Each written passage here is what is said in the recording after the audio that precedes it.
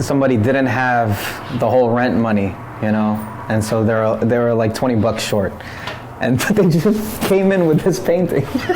People ask me, Brian, what's the best thing about running a motel? Well, my answer is one.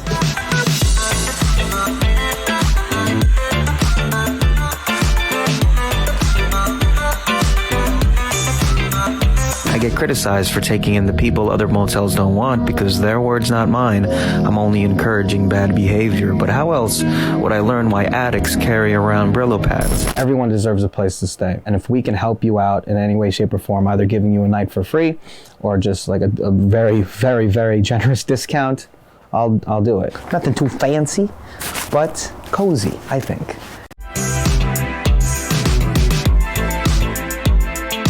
My dad has been in the motel business since before I was born. I even lived on one of his properties, one of his bigger properties, a couple towns over. Every now and then, him and his friends would ask me, oh, do you want to get in the motel business? And I'm like, I feel like a guest in a motel. I don't feel like I could ever be a manager. This is a painting by a local artist. I don't know, we just find things and we just kind of put them up. And of course, we got good old Abe. I got into acting, you know, I got into theater. And I even went to Hollywood. And my dad gave me a year and he said, okay, so you're gonna go out there, and if nothing happens, come back here and work at the Lincoln, because it was one of his last properties around that time. And I went out there and, you know, I scored a movie deal. It was great. I got an agent. No, that didn't happen. I came back, you know, and he gave me the night shift. But I quickly found out, especially after meeting my now wife, and we had our first child, I was like, okay, now it's time to settle down. Since then, I've just been working the night shift for almost 10 years now.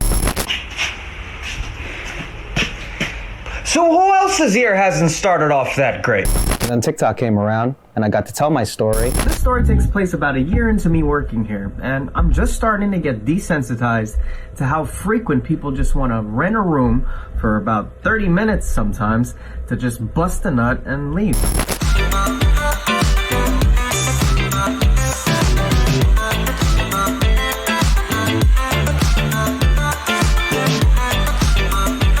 And then I started telling people that, hey, if you're in the area, I'll help you out. That snowballed into something else once the pandemic started. You know, before COVID, if you wanted a room here, I would never give anyone a break. It's either pay full price or get your ass to the Holiday Inn Express. But then the first wave hit, and then people started to lose their housing, and then people started to just need a place to quarantine for a couple of weeks. So now I can't imagine not giving away a free night, at least to anyone who needs it.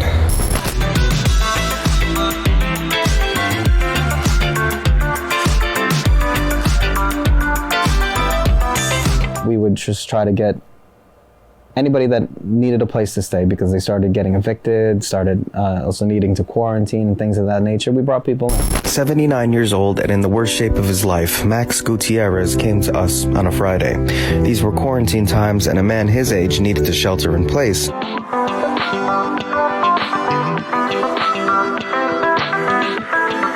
To the donor who said that they'd rather remain anonymous, who dropped off some winter stuff, some blankets and some hats. Thank you. The guests and I appreciate it.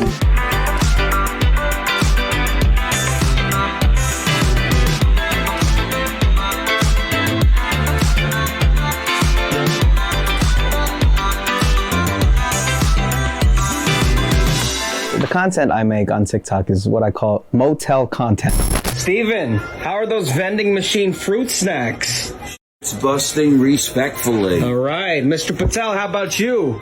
I had diabetes. Life is not always so picturesque and beautiful. It gets complicated. It gets hard. Sometimes your apartment burns down and you need a motel to stay. There will always be places like this.